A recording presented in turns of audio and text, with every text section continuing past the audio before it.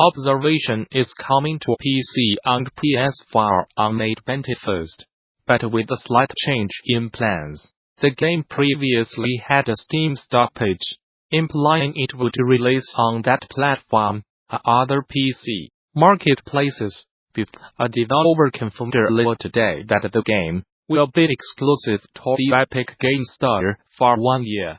This exclusivity deal comes shortly after Epic ramped up its efforts to compete with Steam and other storefronts by convincing developers to publish first on the Epic Games Store. Studios like Remedy Entertainment, Control, and Hot Machine Solar Ash are among the studios already committed to launching their upcoming PC games as Epic Games Store exclusives, at least initially. As of right now, it's unclear whether Observation will launch on other PC storefronts or other consoles after 1 year. Nintendo does not want to see players spending too much on its growing roster of smartphone games, and has even asked its development partners to adjust games to stop people from splashing inordinate amounts of cash. As reported by the Wall Street Journal, Nintendo fears massive amounts of player spending will damage its reputation and brand image. The company is seen by many as the friendly face of the games industry, and is happy to miss out on revenue to avoid coming across as greedy. CyberAgent Incorporated, which co-developed the free-to-play RPG Drug Last with Nintendo, has confirmed as much. Nintendo is not interested in making a large amount of revenue from a single smartphone game, said a company official. If we managed the game alone, we would have made a lot more. The studio also confirmed that Drug Lost's revenue per player has fallen short of initial expectations, and that Nintendo actually told it to alter the game after players complained it was too difficult to unlock rare characters through in-game lotteries. Although Nintendo would not confirm any specific conversations, it did tell the Wood that it chats to its partners about various things, not just limited to payments, to deliver high-quality fun to consumers. In the past, the company has also outlined its hope that mobile titles, like Super Mario Run, Fire Emblem Heroes, and Animal Crossing Pocket Camp, will introduce new players, including those in emerging markets, to some of its biggest franchises, eventually driving them towards their console counterparts. Certainly it's about getting an American child who stands to have a great Super Mario experience, said outgoing Nintendo of America President Reggie Fils-Aimé in June 2017. But it's also about getting that adult in India who's ever had access to a Nintendo platform, but has heard about this thing called Super Mario, to get them engaged. China, Korea, all of these markets that historically have not had great access to our content now have access to our app. That's a key part of our mobile strategy. In our sprint meeting this past week, the question of paying streamers to play our game on Twitch and YouTube came up. It led to a longer discussion, and brought up some important questions that I do like to bring up here, and without trying to reach a conclusion, make people aware of the things we have to consider for the future. The conversation centered around the idea that we want some streamers to play our new update to our game Ultimate Chicken House a few days before the release, so that we can build some hype around the launch of the new content. How should we approach the streamers? Do we pay them directly? Do we go through something like that Twitch bounty?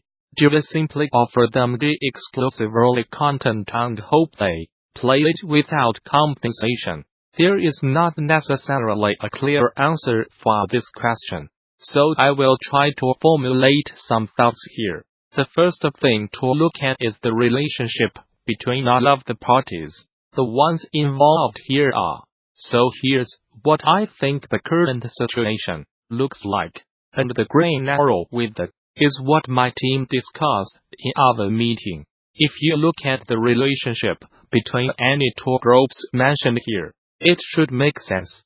For example, PLATFO around massive receive money from advertisers, and advertisers get visibility in exchange. Advertisers also pay streamers directly and get visibility directly through them.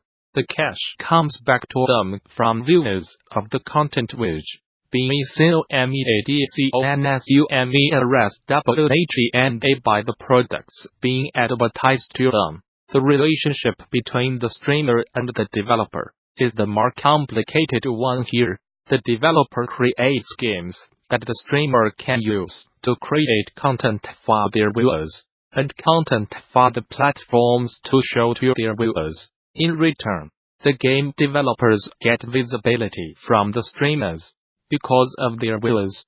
The question we were discussing seems to be whether or not the creation of the game is enough to justify the visibility being given to the developer, or if there should be money involved that comes from the developer, and not only from the advertisers, either directly or through the platform. So if we look only at the money flow, it gets injected into the system by people who are engaging with the system, presumably funded by their jobs. The cash comes to the developers when the viewers are convinced to buy the game and become gamers. The cash goes to the advertisers when people become ad consumers. The cycle can continue because the developers, streamers, platforms, and advertisers are making money and the gamers and the viewers are happily spending it. I will not claim to know what is best for this system, and how we should go about ensuring that everyone is happy and well paid. I am glad the conversation came up in our meeting, because I think it's useful to write this kind of thing out, and it brings up some interesting questions. Another thing that came up, far better or far worse, was the idea that indie game studios sometimes ride on the big marketing budgets of the AAA companies in terms of streamers getting compensated.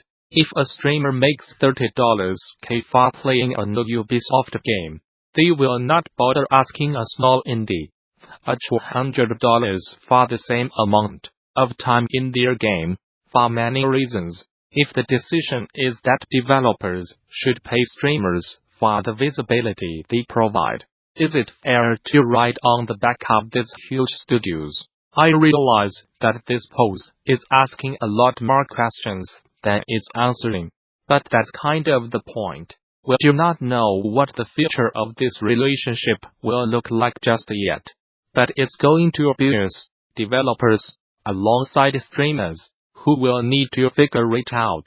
We all want what's best for all parties, and we want to be fair to all parties above all else. What do you think about this? The post is also up on my blog, but feel free to comment here. Thanks for reading. 3.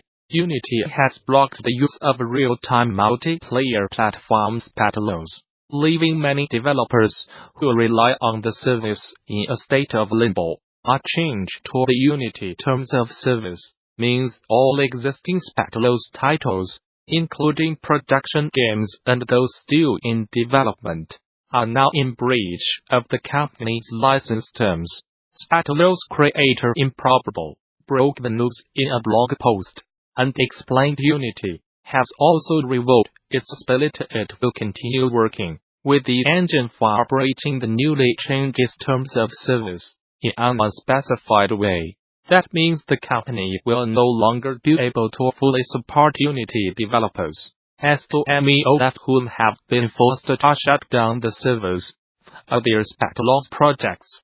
Although Improbable believes the unfortunate and counterproductive action to be a simple error in judgment, a coordination failure on Unity's part, the company is worried by the fact the change occurred during an open commercial negotiation with the engine maker overnight. This is an action by Unity that has immediately done harm to projects across the industry. including those of extremely vulnerable and small-scale developers, and damaged major projects in development over many years, wrote Improbable. Games that have been funded based on the promise of Spatelo's to deliver next-generation multiplayer are now endangered due to their choice of game engine. Live games are now in legal limbo. All customers who entered into a relationship with Ascend Unity previously did so on the good faith understanding that the terms they signed up to, sometimes years ago, would allow them to be successful and not carry additional charges. Improbable is now urgently seeking a solution to the situation, and says it will do everything in its power to solve the issue in good faith with Unity, with the ideal outcome being a reversal of the terms change. In the meantime, the company has pledged to help developers using Spatelos with Unity finish